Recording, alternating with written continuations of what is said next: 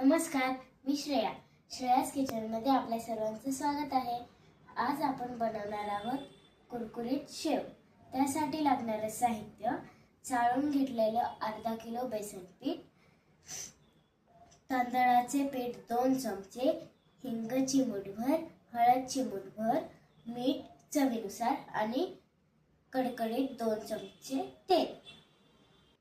आता आपण कडकडीत तेल गरम करून घेतले आहे।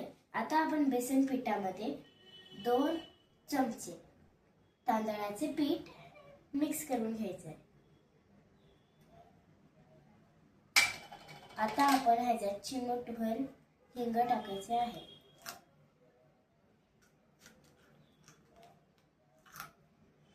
आता आपण ह्याच्यात हळद टाकून घेऊयात, अर्धा चमचा हळद। आता आपण ह्याच्यामध्ये चवीनुसार मीठ टाकून घेऊयात।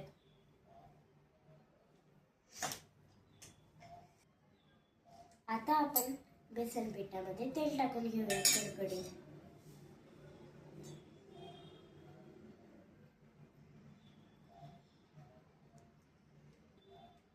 आता आपण ह्यात पाणी टाकून पीठ थोडं थोडं मिक्स करून घेऊयात।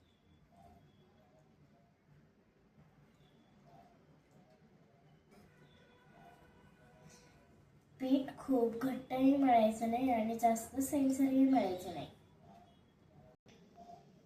आता हे पीठ झालेलं आहे।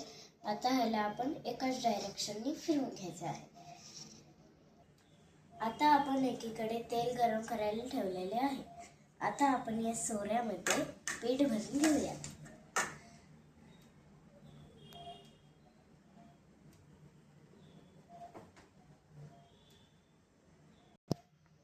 आता आपलं हे भरून झालेलं आहे। आता आपण ह्याला लावून घेऊयात। हे पहा, आता आपली शेव कशी येत आहे। आता आपण तेलामध्ये शेव सोडून घेऊयात।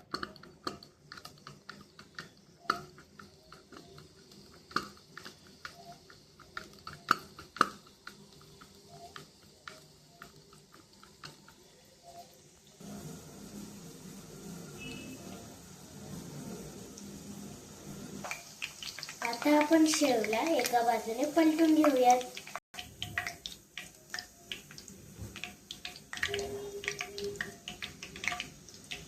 शेव हळूच पलटायची आहे।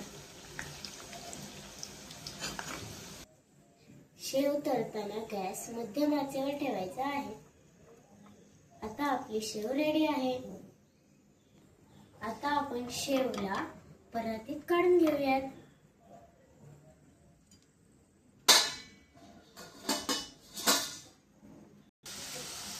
आता आपण कढईमध्ये दुसरी शेवही टाकून घेतली आहे।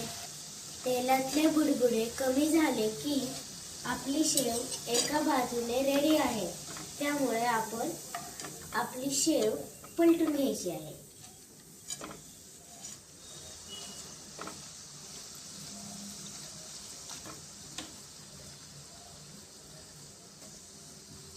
आता आपण दुसऱ्या बाजूने तळून घेऊयात। आता आपण ही शेव काढून घेऊयात। आता आपली कुरकुरीत शेव तयार आहे। हे बघा कशी कुरकुरीत झालेली आहे।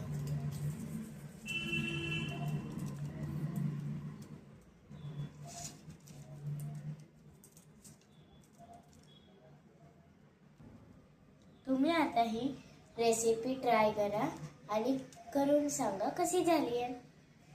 Thank you.